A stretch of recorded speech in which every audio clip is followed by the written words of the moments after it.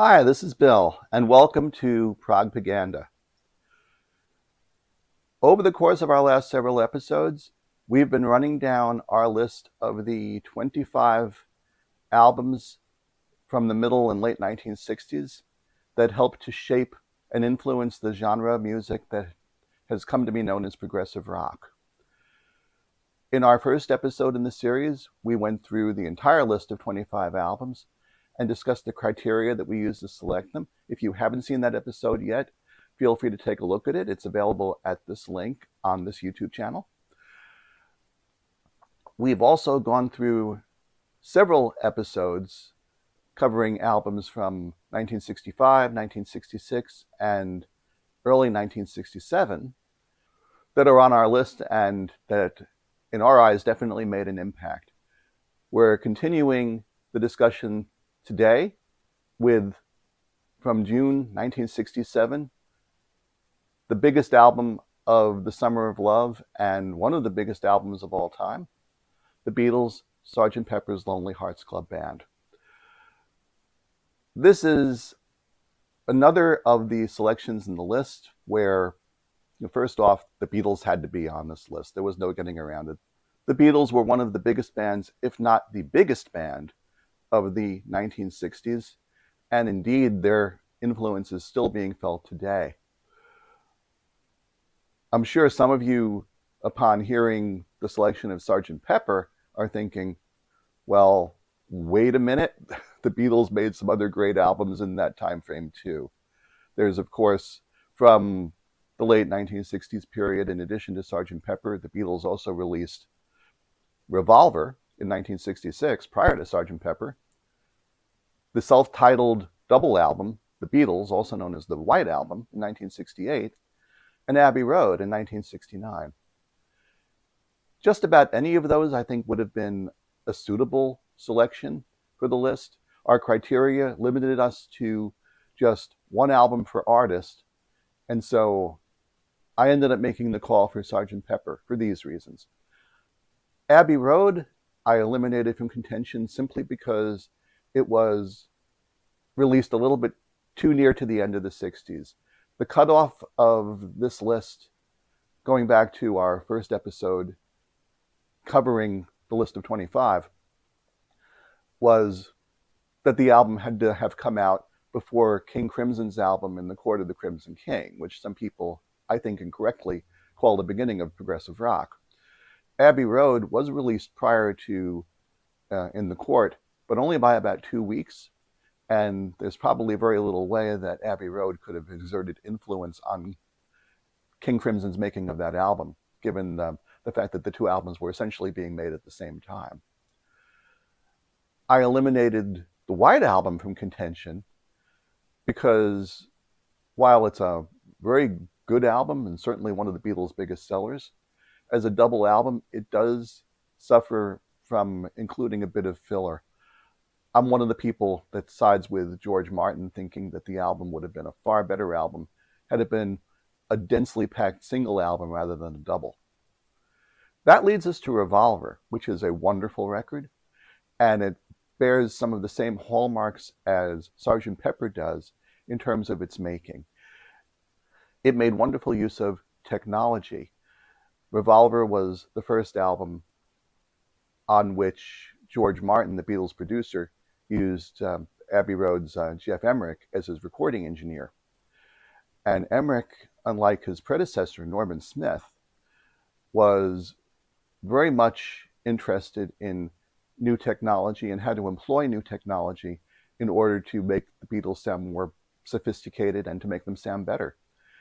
And he did a wonderful job of doing that. He would do so as well on Sgt. Pepper. Some people might even argue that the quality of the songwriting on Revolver is better than on Sgt. Pepper. I don't know that I'd go that far. Certainly Sgt. Pepper has some wonderful moments as far as its songcraft. A Day in the Life in particular is a magnificent piece, one of the best the Beatles ever wrote. Where Sgt. Pepper found its way to this list was due more than anything else to cultural impact.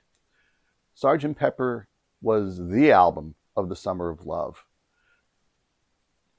there were, in early 1967, some very significant albums that had been released already that were very influential to the world of music and were, for that matter, influential to the world of prog. We've talked about a couple of those here on this channel.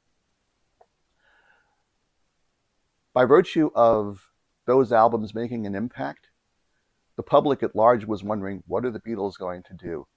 What is their next album going to be? How is it going to be different? The Beatles gave a hint of what they were up to in February of 1967 with a non-LP single from the Sgt. Pepper sessions. That single, of course, being the double A-sided Penny Lane with Strawberry Fields Forever. Both of those songs hinted strongly at the formula that would be in use on Sgt. Pepper. Significant instrumentation beyond the Beatles' guitar, bass, and drums lineup. Penny Lane, of course, made use of string sections and partial orchestration. Strawberry Fields Forever, by comparison, make use of the mellotron, an instrument that the Beatles discovered by virtue of their friendship with the Moody Blues keyboard player, Mike Pinder, who made use of the mellotron and who, from a technical perspective, knew the mellotron inside and out. Pinder, before the Moody Blues became a significant band in their own right, actually worked for Streetly, the company that made mellotrons, and so he knew how they worked, he knew how to get the best out of them, knew how to play them for maximum impact, and provided a lot of that information and insight to the Beatles as they began making use of the mellotron during the Sgt. Pepper sessions. I won't talk too much more about the music on Sgt. Pepper because I think there are many places where you can get that information and probably have heard that information before. From a prog rock perspective, though, it definitely checks a number of boxes that were very significant. It was an album that contained two continuous suites of music, like the album that we discussed in our last episode, Absolutely Free by Frank Zappa and the Mothers of Invention. It was the first Beatles album where this technique was employed, and it was used to maximum effect. There were, as I mentioned, a significant amount of new instruments brought to the table, and more than a little bit of experimentation used on the part of the Beatles and on their engineers. Songs like A Day in the Life and Being for the Benefit of Mr. Kite wouldn't have existed without technology and experimentation. And of course, George Martin, being a master of string and horns arrangements, brought that to the table as well, with songs like She's Leaving Home, When I'm 64. George Harrison, of course, added to the mix with his tribute to Eastern Indian music, Within You, Without You, which there are some people who are less of a fan of that particular song than others. It perhaps hasn't worn as well as some of the other songs in the album, but it's nevertheless a keystone in its own way and takes its place on the album proudly with the other 12 songs. From a prog rock perspective, this was the Beatles firing one across the bow, so to speak. They were the biggest band in the world. They had the backing from one of the biggest record companies, capital EMI, in the world. And they had the budget to make a statement in a grand way, and they did. Of course, it's an album that was and is worth hearing today. That's all for this episode. If you liked what you saw, by all means, please click on the subscribe button. Please like the video, and please stay with this channel and come back for more. We're not quite halfway through our list as of yet. We have about another 14 or 15 albums to go through in our countdown of the 25. Please come back next time for our review of Vanilla Fudge. Thanks. Have a good one.